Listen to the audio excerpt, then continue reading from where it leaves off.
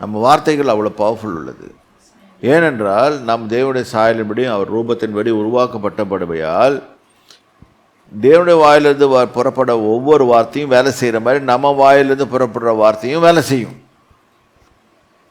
அதான் அங்கே போட்டிருக்கு, நீ ரொம்ப கேர்ஃபுல்லாக உன் வாயை வச்சுக்கோ, வாயை திறக்காத. ஏன் நீ உன்னோட ஃப்யூச்சரை நீ நிறைய பேர் சொல்லுவாங்க, ஐயோ எனக்கு இது போயிடுச்சு, எனக்கு அது வந்துச்சு, எனக்கு இது வந்துச்சு. சொல்லாதீங்க. டைம் டிலே ஆகுதுன்னா நல்லா அப்படி பேசாதீங்க. டைம் டிலே ஆகுதுன்னா ஆண்டவர் கூட இருக்காரு, அவர் பார்த்து முடிப்பார். அது தெரியாமல் நம்ம உளர்றோம். அப்போ பூர்ண புருஷராக இருக்க கற்றுக்கொள்ளுங்க. சரி, 3வது வசனம்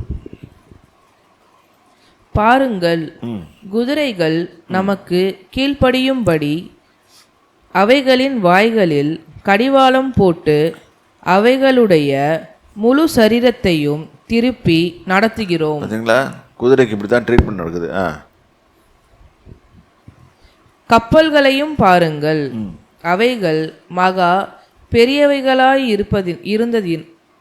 இருந்தாலும் கடுங்காற்றுகளால் அடிபட்டாலும் அவைகளை நடத்துகிறவன் போகும்படி யோசிக்கும் இடம் எதுவோ அவ்விடத்திற்கு நேராக மிகவும் சிறிதான சுக்கானாலே திருப்பப்படும். அப்படியே நாவானதும் சிறிய அவயமாயிருந்தும் பெருமையானவைகளை பேசும். பாருங்கள், சிறிய நெருப்பு எவ்வளவு பெரிய காட்டை கொளுத்தி விடுகிறது. இது என்னன்னா, கர்த்தர் என்ன சொல்ல வர்றாருன்னா, உங்ககிட்ட கொடுத்துருக்க நாக்கு என் வார்த்தைகளை பேசட்டும். அதை விட்டுட்டு நீ பாட்டுக்கு உன் இஷ்டத்துக்கு பேசினா பாருங்களேன், ஒரு ஆள்கிட்ட நிறைய துட்டு இருக்குதுன்னு வச்சுக்கோ, அவன் என்ன செய்வான்? அவன் நடையே மாறும், எல்லாமே மாறும். அவன் ஒரு மாதிரி பார்ப்பான், மற்றவங்களெல்லாம் அலட்சியமாக பார்ப்பான். இது இது ஏன் நடக்கணும்? அதாங்க போட்டிருக்கு, பெரிய காட்டை கொளுத்தி விடுகிறது. நாவு நெருப்பு தான். அப்போ நம்ம பாடியை கண்ட்ரோல் பண்ணுறது எது? நாக்கு. நம்ம பாடியை ஒன்றும் இல்லை, நம்ம வாழ்க்கையும் கண்ட்ரோல் பண்ணுறது. ஒன்று நெகட்டிவாக பேசுவோம், இல்லாட்டி பெருமையாக பேசுவோம். பார்த்தியா, எனக்கு எவ்வளோ இருக்குது தெரியுமா, இருந்து என்ன பிரயோஜனம்? இன்னைக்கு பெரிய ப்ராப்ளம் உலகத்தில் இருக்குது தெரியுமா, எனக்கு எவ்வளோ இருக்குது தெரியுமா, எவ்வளோ பில்லியன்ஸ் இருக்குது தெரியுமா. ரைட்டு, நீ சாகும்போது எல்லாத்தையும் தூக்கிட்டா போகிறேன்? ஒன்றும் கிடையாது, எல்லாமே போயிடும். ஒழுங்காக புதைக்கிறாங்களான்னு கூட தெரியாது. அந்த பாடிக்கு தெரியுமா? தெரியாது. அதனால் நம்ம கேர்ஃபுல்லாக இருக்கணும், கர்த்தருக்கு பயந்து. ஏன்னா கர்த்தர் ஒரு வசனம் சொல்கிறார், நீதிமான்களின் மரணம் கர்த்தருடைய பார்வைக்கு அருமையாக இருக்கிறது. அப்போ கர்த்தருடைய பார்வைக்கு அருமையாக நம்முடைய முடிவு இருக்கணும். சரி, படிங்க. நாவு நெருப்புதான், அது அநீதி நிறைந்த உலகம். நம்முடைய அவயங்களில் நாவானது முழு சரீரத்தையும் கரைப்படுத்தி. இங்கதான் பாருங்க, வாய் என்ன சொல்லுது? உன் சரீரத்தை கொல்லுது. எனக்கு இல்லை இல்லை இல்லை இல்லைன்னு சொல்லும் போது உனக்கு ஒன்றுமே இல்லாமல் போகிறது யாரால? வாயால். இதுக்குன்னு யாரும் உனக்கு விரோதமாக. ஆக்சுவலாக இன்னும் நான் சொல்ல போனால், ஒருத்தர் சூனியம் பண்ணியிருந்தா கூட எப்படி வேலை செய்ய வைக்கிறான்னா உன் வாயால் தான். என்ன பண்ணுறான்? அவன் வாயை திறந்து விட்றான், பேய் திறந்து விட்டு உனக்கு ஒன்றும் இல்லை, நீ இதாக இருக்கிற, சும்மா இருக்கிறவன பாருங்கள், எனக்கு கேன்சர் வந்துச்சு இப்படி யோசனை பண்ணுறவனுங்க உண்மையாக கேன்சர் வந்துடும். ஏன்னா they send a wrong signal, scientifically it's proven, வந்து wrong signal to the body and the body acts like that. ஆனால் நம்ம பேசுறதை ஜாக்கிரதையாய் பேச வேண்டும். தேவனுக்கு ஏற்றபடி பேச வேண்டும். அவர் என்ன நம்மளுக்காக திட்டம் பண்ணி வைத்திருக்கிறாரோ அதன்படி பேச வேண்டும். நம்முடைய வாழ்க்கை ஃபஸ்ட்டு. அப்போ நான் என்ன செய்யணும்னு கர்த்தர் எதிர்பார்க்குறாருன்னு நாம் கண்டுபிடிச்சி அதன்படி பேசணும்.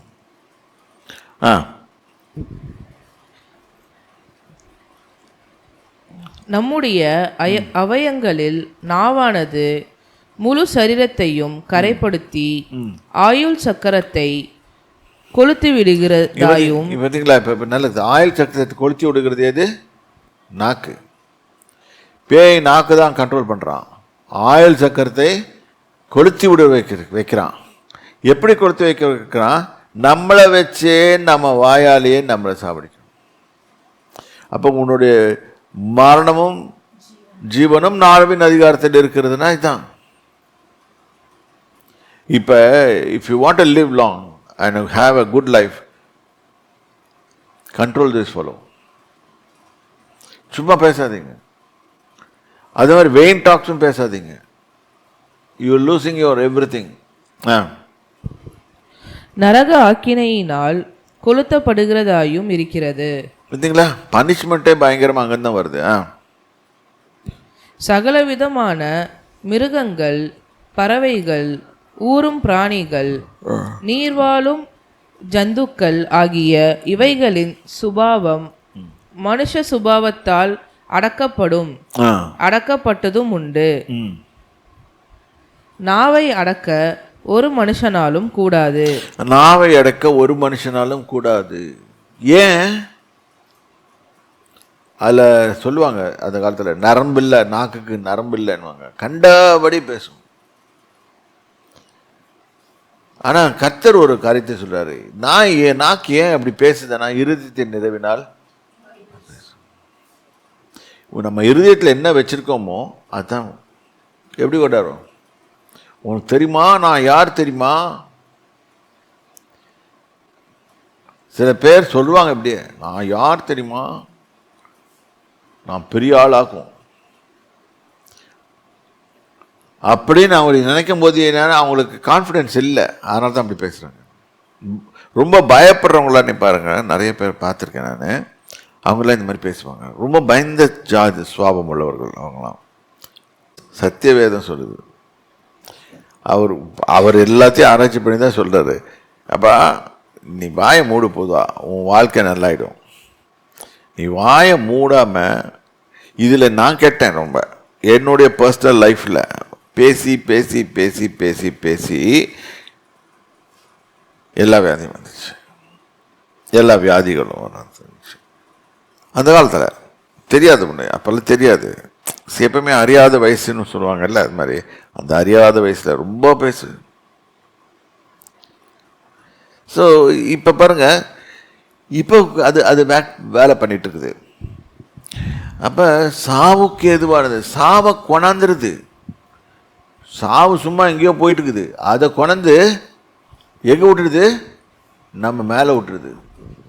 அப்போ இருதயத்தில் அது தோன்றினாலும் பேசாத. இதான் நம்ம இது ஒரு பிரமாணம். இருதயத்தில் இருக்கிறத வாயத்தை மூடு. நேற்று கூட ஒரு ஆள் ஃபோன் பண்ணி, பாத்தியா அவன் எனக்கு என்ன செய்துட்டான் பாத்தியா. யார் என்ன செய்தாலும் சரி, உன்னை யார், நீ தான் உன்னை பற்றி பேசிக்கிற. அவனுக்கு யாரும் சட்டம் பண்ணல.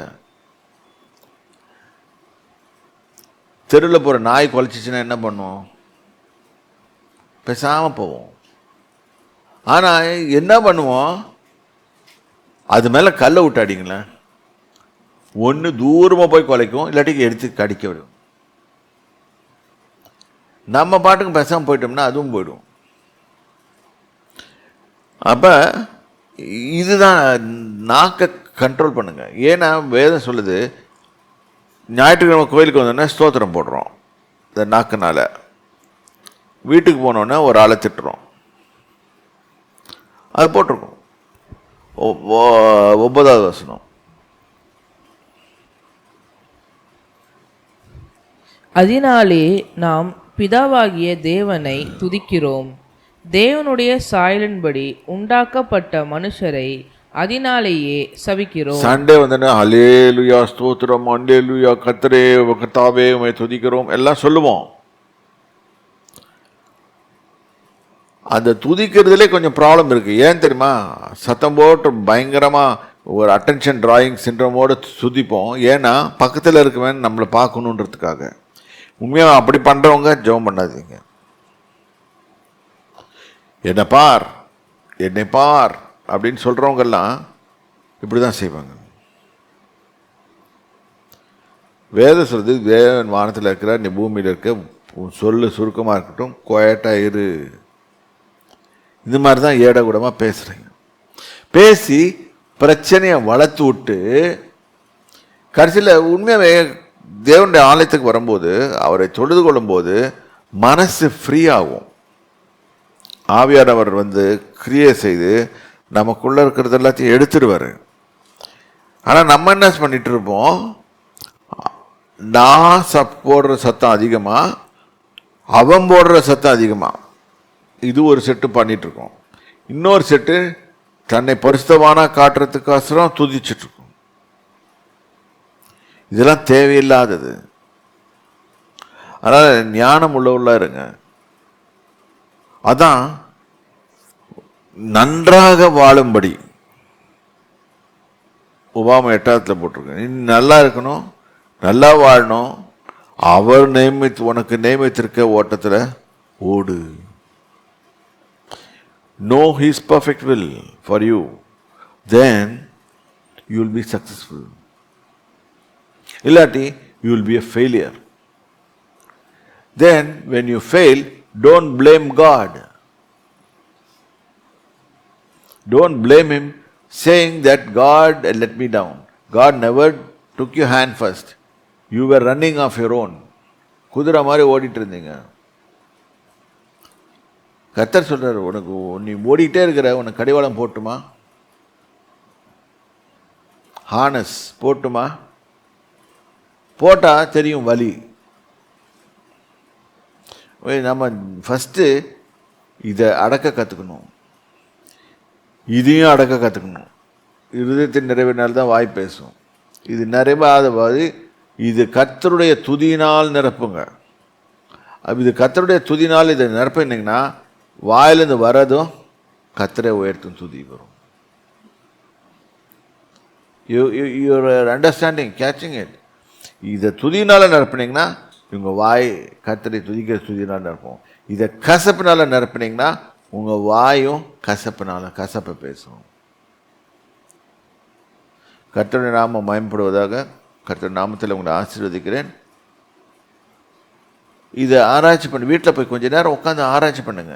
என்ன தான் பேசுகிறோம்? நம்ம வாழ்க்கையை நாமே அழைச்சிக்கிறோமா? இதை புரிஞ்சுக்கிட்டு அதுக்கேற்ற மாதிரி வாடுங்க. கர்த்தருடைய நாமத்துக்கு ஸ்தோத்திரம். தாப்பனே ஸ்தோத்திரம் அப்பா. இந்த நாவை பற்றி எடுத்தேன்.